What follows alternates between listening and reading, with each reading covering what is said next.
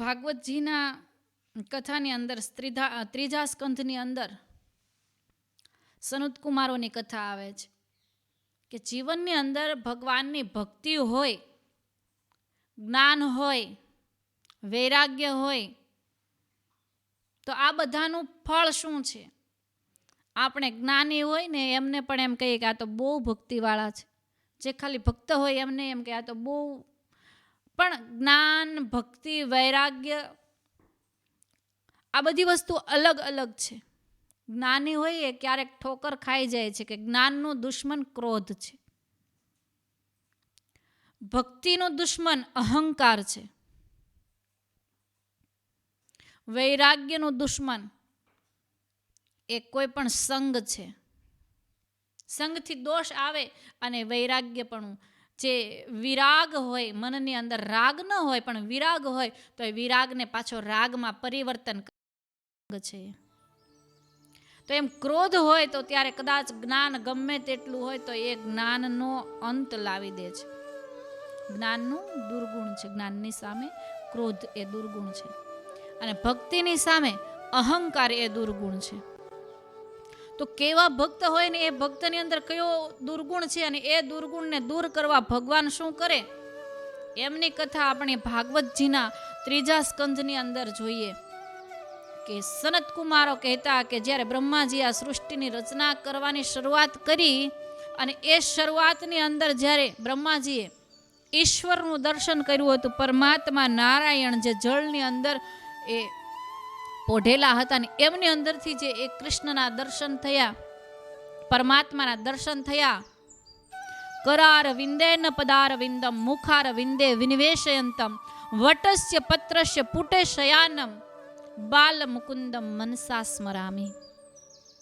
એવા પરમાત્મા શ્રી હરિ નારાયણ કહીએ તો પણ ભલે અને બાલ મુકુંદ સ્વરૂપે શ્રી કૃષ્ણ કહીએ કે વટ વૃક્ષના પાનની અંદર જે પોતે સૂતેલા છે, ચારે બાજુ જળ છે અને જળની મધ્યે એ પાન છે, એ તરે છે ને એમના ઉપર બાલ સ્વરૂપે પરમાત્મા કૃષ્ણ પોઢેલા છે. અને એની લીલા કેવી છે? કરાર વિંદે ન પદાર વિંદમ મુખાર વિંદે વિનિવેશયંતમ. હાથ દ્વારા પોતાના બે નાના નાના હાથ છે, એ હાથથી એમણે જમણા પગને પકડ્યો છે અને એ જમણા પગને પકડીને ઊંચો એટલો કર્યો કે એ પોતાના મુખ સુધી લઈ આવ્યા છે. કરાર વિંદે ન પદાર વિંદમ, હાથથી પોતાના પગને પકડી અને મુખાર વિંદે વિનિવેશયંતમ, મુખની અંદર મૂકી અને પોતાના જમણા પગનો અંગૂઠો એ મુખની અંદર મૂકીને એ ચૂસે છે. એવું દ્રશ્ય વટસ્ય પત્રસ્ય પુટે શયાનમ, જળના ઉપર એક સંપુટ બનાવીને કે એક કોઈ અલગ વસ્તુ બનાવીને, એટલે કે વટના વૃક્ષની એમનું પાન, જેને આપણે અત્યારે વડલો કહીએ છીએ, એ પાનની ઉપર કૃષ્ણ સૂતેલા છે. હવે એ વિચાર કરો કે કૃષ્ણનું સ્વરૂપ કેવું હશે. એક માત્ર એ વડલાનું પાન હોય ને એ જળની ઉપર તરતું હોય ને એમના ઉપર એ સૂતા હોય, એનો વજન કેટલું હશે? સાવ ફૂલ જેટલા કોમળ છે પરમાત્મા. અને એવા એ પરમાત્મા એમનું જ્યારે દર્શન બ્રહ્માજીએ કર્યું, પ્રથમ જ જ્યારે એમનું દર્શન કર્યું એટલે મનની અંદરના વિકાર બધા જતા રહ્યા, પ્રશ્નો જતા રહ્યા. નહીતર કેટલા હજાર વર્ષો સુધી એણે ગોઈતું કે મને ઉત્પન્ન કરવા વાળું કોણ છે? કહ અસ્મિ, હું કોણ છું? મને ઉત્પન્ન કરવા વાળું કોણ છે? આ સૃષ્ટિની અંદર આવીને મારે કામ કરવાનું એ શું છે? મારું જન્મનું પ્રયોજન શું છે? આવા અનેક પ્રશ્નો બ્રહ્માજીને થયા. અને ત્યારે ચારે બાજુ નજર દોડાવવા માંડ્યા પણ કોઈ ન દેખાણું. ત્યારે માત્ર એક આકાશવાણી, એક ગંભીર નાદ થયો કે તપ તપ. અને ત્યારે બ્રહ્માજી વળી પાછા તપ કરવા માંડ્યા, એટલે કે આંખો બંધ કરી ધ્યાનની અવસ્થામાં બેસી અને ગોતવા માંડ્યા કે આ બધું શું છે. અને ત્યારે એ ધ્યાનની અંદરથી એમને કંઈક એવો ભાસ થયો કે મને કોઈ વસ્તુ દેખાણી. અને ત્યારે એકમાત્ર કૃષ્ણ દેખાયા. ખૂબ સુંદર એમનું ચરિત્ર એ દેખાણું. અને એ ચિત્રને જોવાને માટે આંખો ખોલી અને અધીરા બની ગયા કે હવે હું ક્યાં જોઉં, ક્યાં દેખાય. અને એવું જ્યારે એમણે જોયું ને ત્યારે સમુદ્રની અંદર પોતે જ્યાં કમળની અંદર બિરાજેલા છે, કમળથી ઊંચે એક વ્યક્તિ મસ્તક એ દેખાય છે અને એટલું દિવ્ય અને મનોહર છે કે એમની કોઈ વાત ન પૂછો. એમના શણગાર, એમનું રૂપ, એમના ઉપરની ગંભીર મુસ્કાન, આ બધું જોતા જ બ્રહ્માજી પણ મોહ પામી ગયા અને પૂછ્યું કે તમે કોણ છો અને હું કોણ છું? મારું કર્તવ્ય એટલે કે મારું કામ શું છે આ પૃથ્વી લોક ઉપર? તો અહીંયા તમે મને જ્યારે જન્મ આપીને અહીંયા આ મને બનાવનાર તમે છો, તો તમે મને શા માટે ઉત્પન્ન કર્યો છે? આવા અનેક પ્રશ્નો હતા, પણ બીજા બધા જ પ્રશ્નો ભૂલાઈ ગયા અને મંદ મંદ સ્વરે એ શ્રી હરિ નારાયણ એમ કહે કે તમારું કર્તવ્ય છે કે આ સૃષ્ટિ લોકની રચના કરો. મને એકમાત્ર એવી ઈચ્છા થઈ કે હું જેવો છું, એટલે કે નારાયણ એટલું કહે છે કે જેવો નારાયણ છે, જેવા શ્રી હરિ છે, એવી આ સૃષ્ટિની ઉત્પત્તિ કરીને એવા લોકો બનાવો. હું એકલો છું એટલે મને અનેક લોકો જોઈએ, બસ મારા જેવા. અને આવો વિચાર આવ્યો એટલે તમને ઉત્પન્ન કર્યા ને તમારે હવે આ કાર્ય કરવાનું છે. અને ત્યારે બ્રહ્માજી એ શ્રી કૃષ્ણના જે દર્શન કર્યા હતા, નારાયણના જે દર્શન કર્યા હતા, અને એમની અંદર પોતાનું ચિંતન કરતા કરતા પોતાના મનને એ કૃષ્ણના મુખારવિંદની આગળ રાખી, પોતાના મનને ચિત્તને એ નારાયણના આસપાસ રાખી અને સૃષ્ટિ કાર્યની રચના કરવા માંડ્યા. મનથી એ સંકલ્પો કરવા માંડ્યા કે આવું દ્રશ્ય દેખાણું હતું, આવું દ્રશ્ય દેખાણું હતું. અને ત્યારનો સમય, અને એ સમયે એ નારાયણના દર્શન કર્યા બાદ બ્રહ્માજીની અંદર એટલી તો શક્તિ આવી ગઈ કે જેવું વિચારે એવું બની જાય. અને ત્યારે એમણે વિચાર કર્યો અને 4 સનત કુમારો પ્રગટ થયા, 4 એક ઋષિઓ પ્રગટ થયા. અને એ કુમારો કહેતા કે એમની ઉંમર, વય એ નાની હતી, કેમ કે પેલા કૃષ્ણનું નાનું સ્વરૂપ જોયું હતું ને. બાલ મુકુંદમ મનસા સ્મરામી, તો નાના એવા સ્વરૂપે પરમાત્માને જોયા હતા. અને એ મધુર અને મનમોહક રૂપ, અને વળી પાછા જોયા તો શ્રી હરિ નારાયણ તરીકે જોયા સાક્ષાત. અને એ બંને રૂપનું કોમ્બિનેશન થઈ ગયું, એટલે કે કુમાર અવસ્થાની અંદર કિશોરા અવસ્થા જેને કહેવાય, 8 વર્ષથી લઈ તે 16 વર્ષની જેમની વય હોય એમને કિશોર કહેવાય. તો એવી વયના 4 બાળકો, 4 ઋષિકુમારો પ્રગટ થયા. અને એ 4 ઋષિકુમારો એ બ્રહ્માજીના વિચાર છે. અને એ વિચાર એવા છે કે એમની અંદર કામ, ક્રોધ, લોભ કે મોહ નથી. એવું હોવું જોઈએ, કેમ કે દર્શન એ શ્રીહરિનું કર્યું છે. તો શ્રીહરિમાં કામ, ક્રોધ, લોભ કે મોહ આ 4 લક્ષણ નથી. માત્ર ને માત્ર શું છે તો કે પરમાત્માને પામવાની, ઈશ્વરને પામવાની, સત્યને પામવાની ઝંખના છે. અને એ ઝંખનાને પૂરી કરવા માટે થઈ અને એ 4 સનત કુમારો શ્રી હરિનું ચિંતન કર્યું હતું, એટલે શ્રી હરિમય બની ગયા છે. અને એ 4 સનત કુમારોને બ્રહ્માજી કહે છે કે મેં તમારી ઉત્પત્તિ કરી છે, એટલે તમારે હવે હું કહું એ કરવાનું છે. 4 સનત કુમારો કહે છે કે તમે ભલે અમને પ્રગટ કર્યા, અમારી ઉત્પત્તિ કરી, પરંતુ તમારું ચિત્ત જેનામાં લાગેલું હતું ને, અમારું પણ ચિત્ત એમાં જ લાગેલું છે. તમે ભક્તિમય રીતે ભક્તિ કરતા કરતા, પરમાત્માનું ધ્યાન ધરતા ધરતા અમારી ઉત્પત્તિ કરી છે, એટલે અમારામાં પણ એ જ લાલસા છે. અમારે પણ જે પરમાત્માના તમે દર્શન કર્યા એના જ અમારે કરવા છે.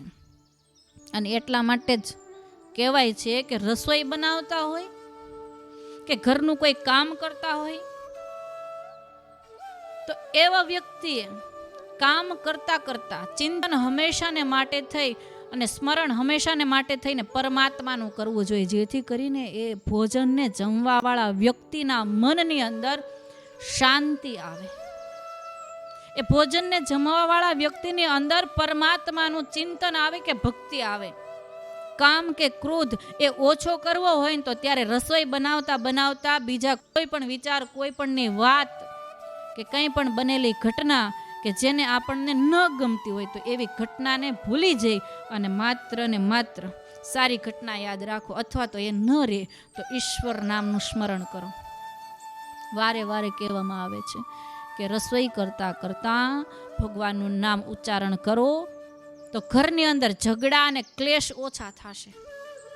કેમ કે જેવો આહાર એવો વિચાર, અને જેવો વિચાર એવું વર્તન, અને જેવું વર્તન એવું જીવન. વ્યક્તિનું જીવન ડાયરેક્ટ સીધું જ જેવું છે એવું બની જતું નથી, એમનું ઘડતર થાય છે. કોઈ પણ વસ્તુ છે એ સીધી બની જાય છે? નથી જ બનતી. કંઈ પણ બનાવવા પહેલા મનની અંદર કલ્પના કરવી પડે કે મારે ફલાણું બનાવવું છે. કોઈ ચિત્ર બનાવવું હોય ને તો એ ચિત્ર બનાવવાને માટે પણ મનમાં પહેલા કલ્પના કરવી પડે છે કે મારે હાથીનું ચિત્ર બનાવવું છે, મારે હંસનું ચિત્ર બનાવવું છે, કોઈ મારે વ્યક્તિનું ચિત્ર બનાવવું છે, કે મારે વાઘનું ચિત્ર બનાવવું છે, કે મારે ગાયનું ચિત્ર બનાવવું છે. જેનું ચિત્ર બનાવો એનું, પણ એ ચિત્ર બનાવતા પહેલા મનની અંદર એ આખો ઘાટ બનાવવામાં આવે, અને એ ઘાટ બની જાય મનની અંદર, ત્યારે વ્યક્તિ હાથની અંદર કોઈ પણ સાધન લઈ અને કાગળ ઉપર એને ચિતરે છે. અથવા કોઈ શિલ્પકાર હોય ને એને મૂર્તિ બનાવી હોય તો એ પોતાના મનની અંદર આખી મૂર્તિ પહેલા બનાવી લેશે, કંડારી લે, અને ત્યાર પછી પોતાના મનથી એ મનની અંદર ઊંડા વિચારો કરતા કરતા એ મૂર્તિને ઘડશે. અને જ્યારે એ મૂર્તિ ઘડાઈ જાય છે ત્યારે એમનું આપણને એમ થાય કે આની કલાકારી છે, પણ કલાકારી પહેલા પોતાના મનમાં છે, પછી એના હાથમાં આવે છે, પછી સામે બને છે. તો એમ આપણે વ્યક્તિ છીએ, આપણું વ્યક્તિત્વ બનવા પહેલા આપણા વિચારો છે એ પહેલા શુદ્ધ થાય, પવિત્ર થાય, અથવા તો સારા બને, તો ત્યાર પછી આપણા જીવનની અંદર એ આપણે કર્મની અંદર લઈએ છીએ કે આપણે એવા કર્મો કરીએ, અને એવા કર્મ કર્યા પછી આપણી પાસે એનું એ ફળ સ્વરૂપે એ વસ્તુ પ્રગટ થાય, એટલે કે આપણું વ્યક્તિત્વ બને છે.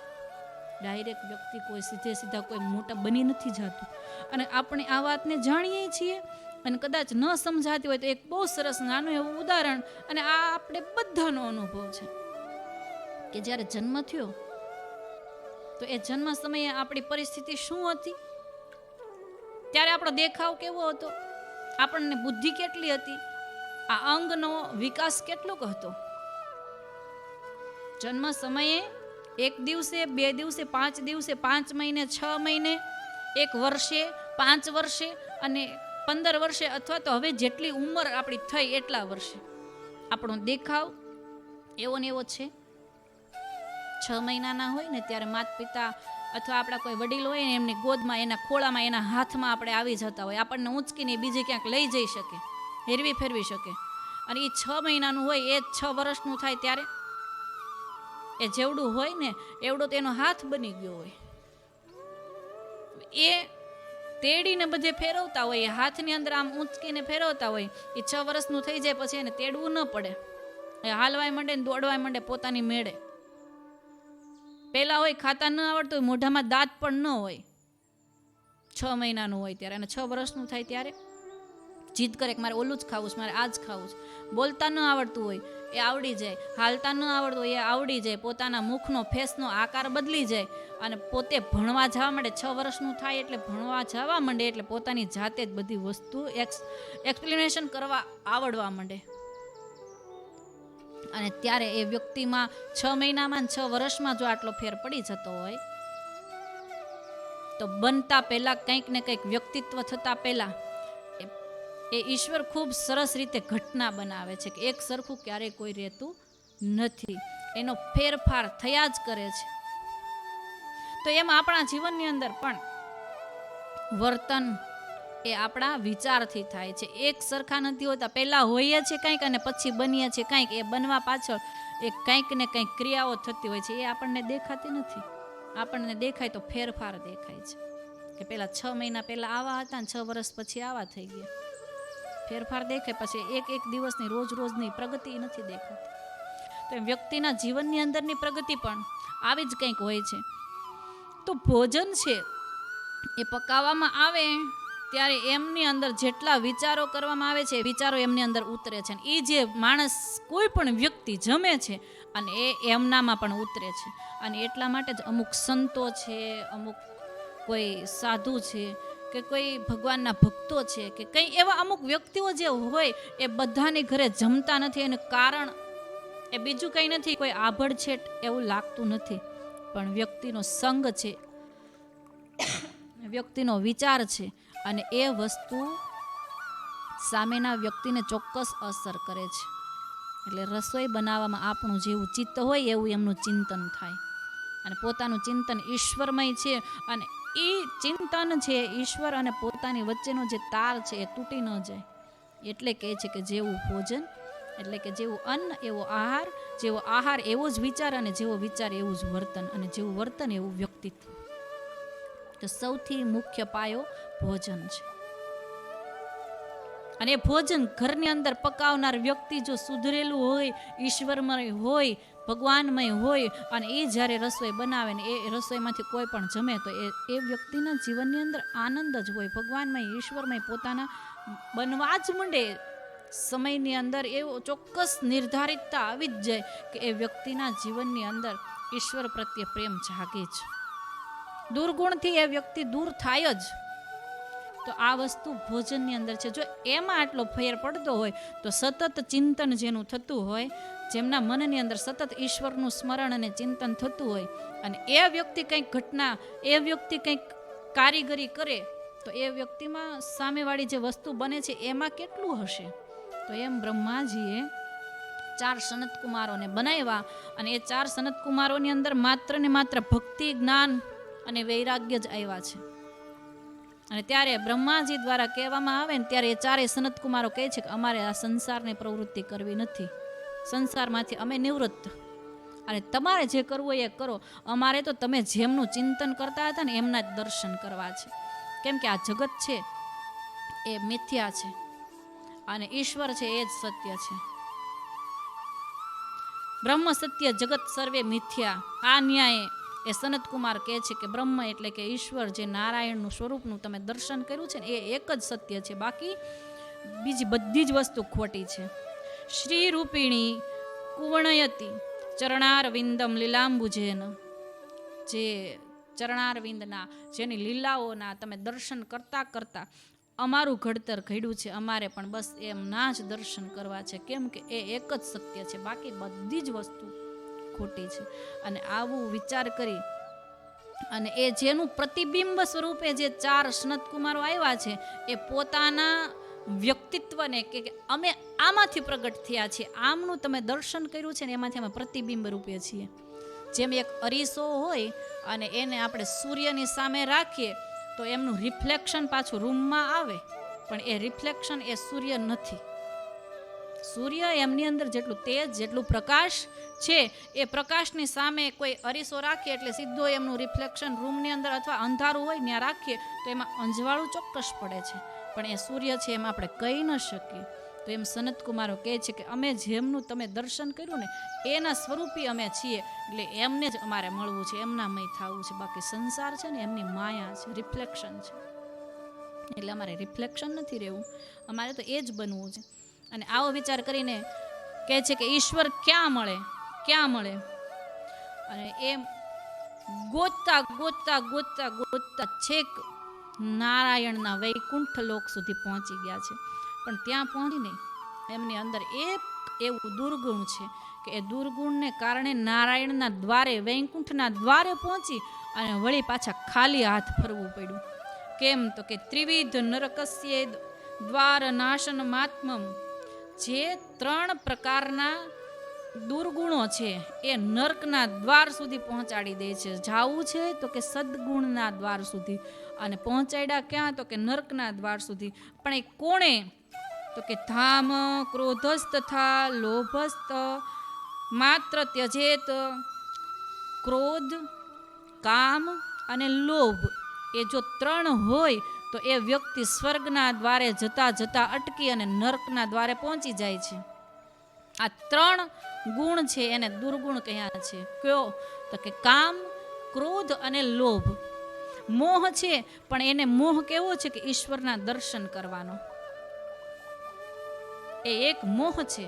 એ મોહ અહીંયા દુર્ગુણ સ્વરૂપ નથી. કેમ તો કે મોહ ઈશ્વરના દર્શન કરવાનો છે, અને ઈશ્વરના દર્શન કરવા માટે થઈ અને એમને એ ક્રોધ અને લોભ અને કામ આમને ત્યજી દીધા છે. 4 ભાઈઓની અંદર આ વસ્તુ નથી. જગતનો લોભ નથી, જગતનો મોહ નથી, અને જગત પ્રત્યેની કોઈ કામના નથી. પરંતુ એક વસ્તુ છે કે શું? કે ક્રોધ. નારાયણના દ્વારે પહોંચ્યા, વૈકુંઠ ધામના દ્વારે પહોંચ્યા અને જય અને વિજય એ બંને અટકાવ્યા. આપણે માણસો છીએ ને, આપણને તે જય અને વિજય અટકાવી દે છે. કઈ રીતે? તો કે ભગવાનનું ભજન કરીએ, ઈશ્વરનું સ્મરણ કરીએ, સત્કર્મ કરીએ એટલે આપણે બધે જય જયકાર થવા માંડે, બધે વિજય મળે. વિજય મળે એનું કારણ તો કે ઈશ્વર આપણી નજીક હોય. ભગવાનના દ્વારપાળોના નામ અહીંયા શાસ્ત્રમાં રાખ્યા છે ને, એ પણ કોઈ જાણ્યા વગર નથી રાખી દીધા. નામ શું છે? જય અને વિજય. તો ઈશ્વરની નજીક જ્યાં આપણે જઈએ ને, જ્યારે આપણો બધે જ જય જયકાર થવા માંડે, જ્યાં બધે માન વધવા માંડે, બધે સન્માન વધવા માંડે અને બધા જ કામની અંદર 90% આપણો વિજય થઈ જાય, કે આપણે હારીએ નહીં કોઈ કામની અંદર, ત્યારે સમજી લેવું કે આપણે ભગવાનની નજીક છીએ. વૈકુંઠના દ્વારે જય અને વિજય દ્વારપાળ છે, પણ અટકાવે તે ઈશ્વર પાસે જતા પાછા ઈ જ કે બધા ગુણ હોય ને છતાં એકાદો દુર્ગુણ આવી જાય, કે આપણામાં જય જયકાર થવા માંડે એટલે વ્યક્તિ પોતે માનવા માંડે કે બસ હું જ કાંઈક છું. ભગવાનની ભક્તિ કરીએ છીએ ને એ ભૂલી જાય. જયકારો શેનાથી થાય છે? તો કે ભગવાનની ભક્તિથી. પણ છતાંય ભૂલાય કોણ જાય? તો કે ભગવાન, હું કંઈક છું. અને ત્યારે વ્યક્તિ પૂજાનું મહત્વ વધવા માંડે છે. સમાજમાં ઘણા પંથ સંપ્રદાય ઘણી વસ્તુ આવી વધી ગઈ છે ને, કે વ્યક્તિ પૂજન.